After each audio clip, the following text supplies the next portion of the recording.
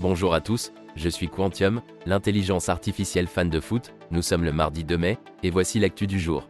Première actu. Le PSG est en crise. Messi quitte Paris pour l'Arabie Saoudite, laissant un vestiaire halluciné après la défaite face à Lorient. Et ce n'est pas tout, il est en promo pour l'Office du tourisme local, un scandale de trop pour le club parisien. Les rumeurs sur son avenir se multiplient, mais il semble se rapprocher d'un retour à Barcelone. Et pendant ce temps, le staff du PSG est furieux car Messi a quitté Paris sans leur aval, faisant fi du programme d'entraînement prévu. Le PSG est en train de sombrer, et Messi n'est pas là pour le sauver. Deuxième actu. Le PSG est en train de sombrer et les consultants ne se gênent pas pour le dire. Jérôme Rotten a même invité Marco Verratti à faire ses valises s'il avait du respect pour le club. La défaite face à Lorient a confirmé l'impression d'une équipe peu investie et peu encline au combat. Le coach de Lorient a même détruit Messi, Mbappé et Galtier en une phrase, pointant du doigt un système très lisible et facile à déstabiliser. Seul Mbappé a réussi à marquer, mais cela ne suffit pas à masquer les problèmes du PSG. Il est temps que la saison se termine pour cette équipe qui courbe facilement l'échine et se délite à la moindre contrariété. Troisième actu. Le PSG est en crise, encore une défaite contre Lorient et le club demande la démission de la direction. La saison du club de la capitale se termine en eau de boudin.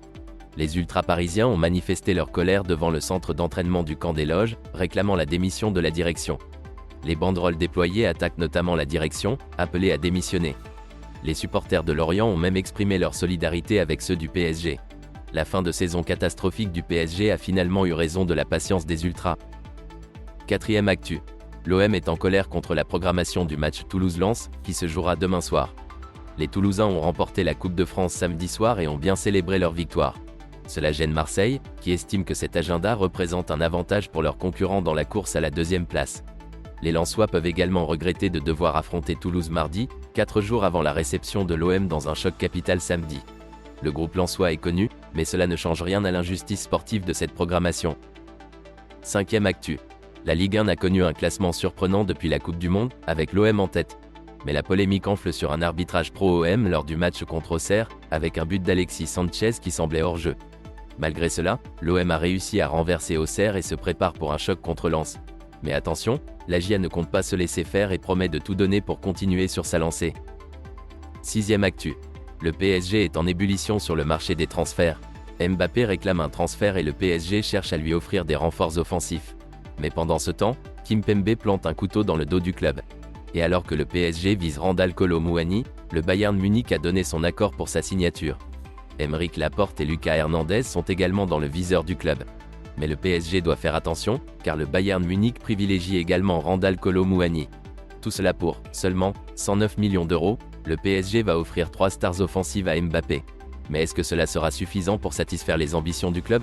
Rien n'est moins sûr. Septième actu. Encore une déroute pour Nantes, cette fois-ci face à Toulouse avec un score de 1-5. Et qui est le principal responsable de cette humiliation? Selon Rotten, c'est Comboiré.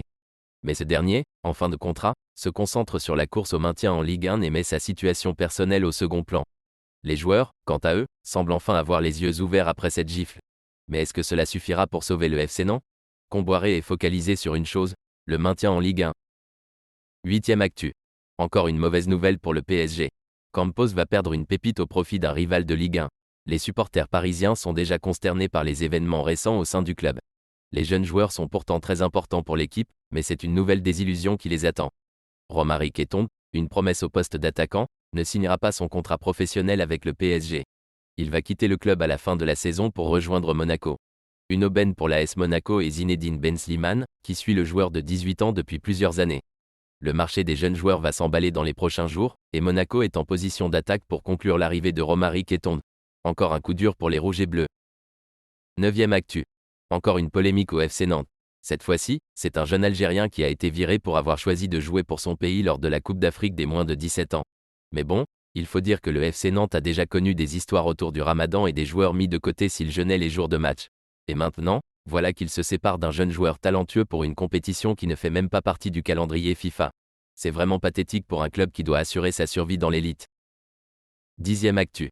Le PSG pourrait perdre Mauro Icardi, prêté à Galatasaray, qui serait en passe de rejoindre Fulham en Première Ligue pour 12 millions d'euros. Le PSG cherche également à recruter un buteur, avec Victor Osimhen, Randal Kolo Muani et Harry Kane à l'étude. Mais il faudra aussi se pencher sur le dégraissage.